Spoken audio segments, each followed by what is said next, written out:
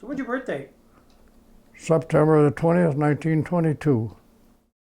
December 7th, 1941, a date which will live in infamy. Well, I was working on a farm for a guy by the month, and I heard about it, but I didn't think too much of it right then, because it was so far away. It wasn't right here at home. Did you get drafted? Yeah. Yeah. I wouldn't sign up. Oh yeah. When I went in, there was no strings attached to me, and when we got ready to be discharged, they wanted me to re-enlist, and I said I came in with no strings. I'm going out with no strings. Right. And I left from Fort Dix and went to the boat. 19 days on the boat, going over. 10 minutes this way, 10 minutes that way. Wherever you look out in the ocean, you see boats. I got seasick. That's where I remember that. They came around in the morning looking for somebody to work. And how do you feel? Oh, I feel good. I did. Well, come on, go with me. And first thing I knew, see this big latrine here? Yeah. Hose it all down, clean it. And when you get it clean, you and all these other boys, when you get it all clean, lock the door, don't let nobody in for inspection. Mm-hmm. Well, we did. Got the door locked, got it clean, got the door all shut, and somebody knocked on it, and I opened the door. The guy said, I got to come in, I got to use a latrine here. And I said, no, you can't. You can't come in. About that time, he throwed up right in front of me. Oh, my God. And I said, well, come on in, and I let her go, too. I sat in that boat, right up on that plate in the front end for the rest of the trip. Well, I got assigned to the 9th Air Force, different people. They split us all up. Right. There was only 38 of us in our company.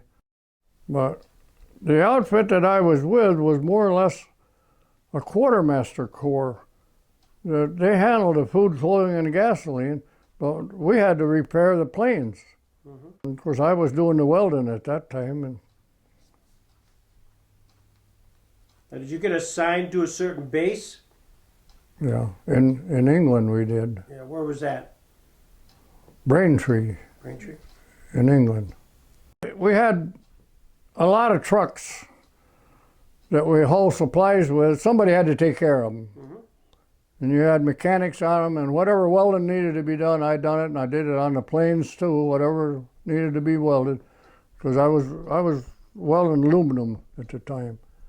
And you'd have to go to some of these air bases to get parts, often planes that already had been scrapped, and bring them back to fix them with.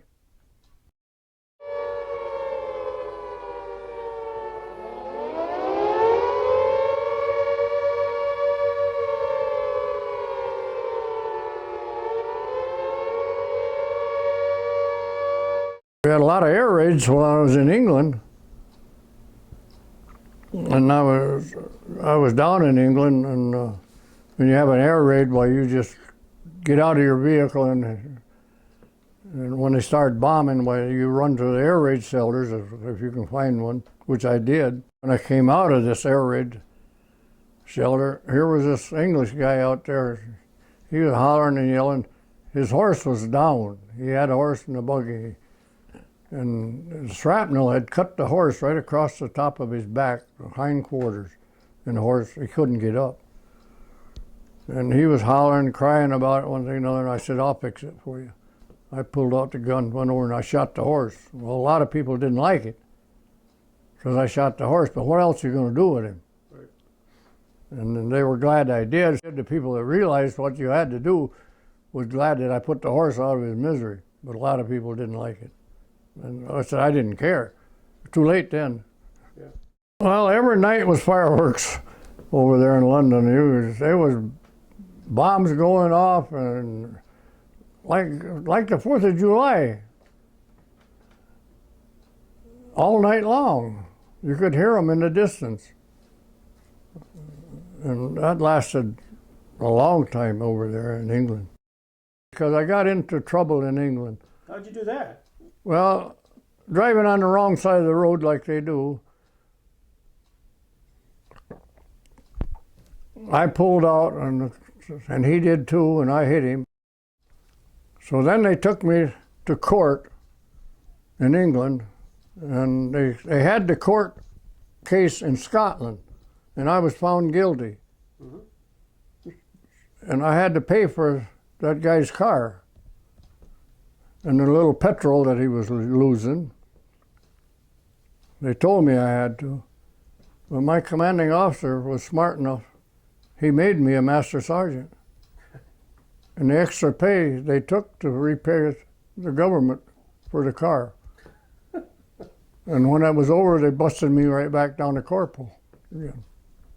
Well, that's interesting. So, to satisfy the payment of the fine, you got your rank increased, pay increased. Yep. That extra money was used to pay the fine. Right. Then you got brought back down. Right.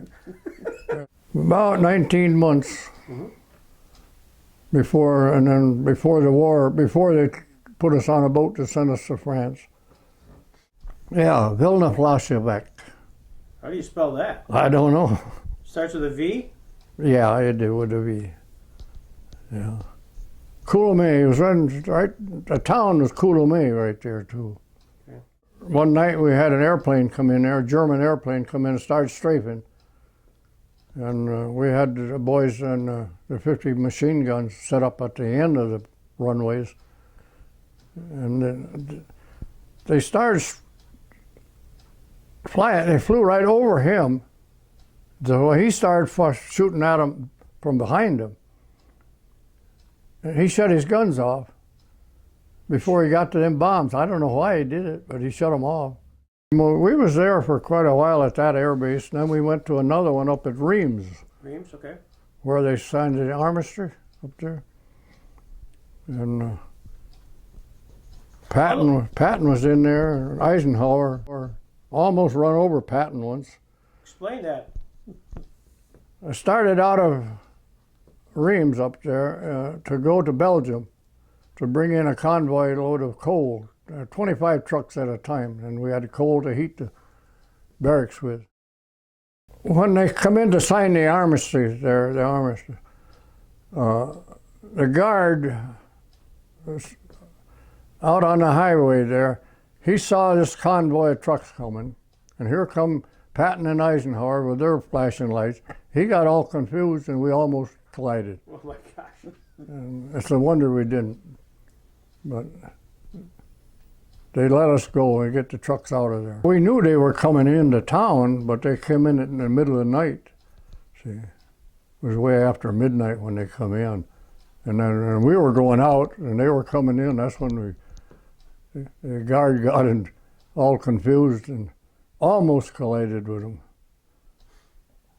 So that actually did get signed at 1 a.m. in the morning in Reims. Knowing that was the war was going to end, what was the conversation and the troops? Well, we were kind of glad that it was over with. Yeah. But we didn't know what was going to happen next. Did you guys celebrate? Did you go out to the local tavern? No, they wouldn't let us. They wouldn't let us. Nothing, huh? Mm-mm. We were restricted. They kept that pretty quiet, until it was signed. And I don't remember anybody celebrating. This unconditional surrender has been achieved by teamwork. Teamwork not only among all the Allies participating, but among all the services, land, sea, and air. To every subordinate that has been in this command of almost 5 million Allies, I owe a debt of gratitude that can never be repaid. Of course, I got into trouble a few times there at Reims, but that's where I got married, and that's where I got the prisoner that I caught, got away. We had a prison camp there, and he escaped. Nobody could catch him.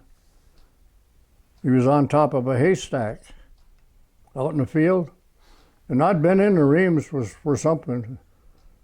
And I came out and drove into base there, and everybody running down across the field. I said, "What's going on?" "Oh, we got a prisoner down there. We can't catch him." I said, where is he? He said, oh, he's up on a little haystack they got down there. We can't get him.